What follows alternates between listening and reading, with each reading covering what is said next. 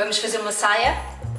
O nome deste modelo é Saia Vicky e é uma saia extremamente simples, com um fecho invisível, bolsos metidos na costura e que podes fazer por um tamanho abaixo do joelho ou um tamanho midi, ali na zona do tornozelo.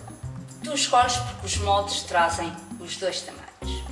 Ora, para fazeres esta saia vais necessitar de um conjunto de moldes. Os moldes é um fecheiro PDF normal, podes imprimir na tua impressora doméstica em folhas de papel A4 das mais normais possíveis que encontras. Depois a única coisa que tens que fazer é colar as folhas segundo as instruções. Para além dos moldes, é bom que te faças acompanhar da ficha de confecção. A ficha de confecção é o passo a passo para costurares a tua saia e ela inclui desenhos de todo o processo de confecção. É só seguir a bonecada, é muito fácil de fazer e super divertido. Bom, ainda na parte dos moldes vais necessitar de fita cola para colar as folhas A4, claro, e depois de uma tesoura para papel, para cortares os moldes depois de colares as folhas. Finalizado a parte dos moldes, vamos à parte do tecido. Para a saia Vicky vais precisar de 1,40 m de tecido. Isto se fores fazer o tamanho midi. Se fores fazer o tamanho abaixo do joelho, 1,10 m é suficiente. E ainda podes fazer mais curta se quiseres. Ou mais comprida, é só reduzir ou aumentar o molde. Mas a quantidade de tecido e os materiais que precisas para fazer esta saia está descrito no início da ficha de confecção. Tens aqui a informação toda que precisas. Para além do tecido, precisas também de um fecho invisível de 25 cm à cor do tecido ou a cor mais próxima possível. Vais precisar de uma fita métrica para medir feixes e fios direitos. Vais precisar também de uma tesoura para tecidos e esta tesoura deves usá-la só para cortar o tecido. Vais precisar de alfinetes, que são excelentes auxiliares de costura que te permitem, para além de posicionar corretamente os moldes quando estás a cortar, podes também utilizá-los para ajudar a unir as partes do tecido. E depois a linha. Precisas de um carrinho de linhas à cor do tecido que vais utilizar para fazer esta saia. Vamos às máquinas? Para costurares a saia Vicky, podes usar a tua máquina de costura doméstica e a máquina de corte e cose se tiveres. A máquina de corte e cose vai servir só para fazer o acabamento do tecido. Se não tivesse uma máquina de corte e cose, não é problema, não te preocupes. Podes costurar esta saia só com a tua máquina de costura doméstica.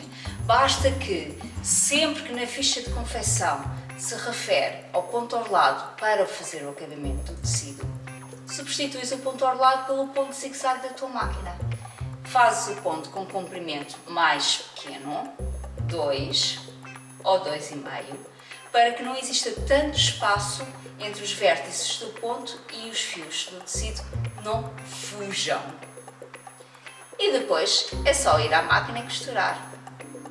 Se fores usar a máquina de corte e cose, então vais precisar de mais 3 carrinhos de linha à cor do tecido e não te esqueças de alterar o ponto da tua máquina para o ponto orlado, que utiliza só 3 linhas e uma agulha, que é o ponto necessário para fazer o acabamento do tecido, nas margens do tecido. E agora vamos à prática? Vamos a isso!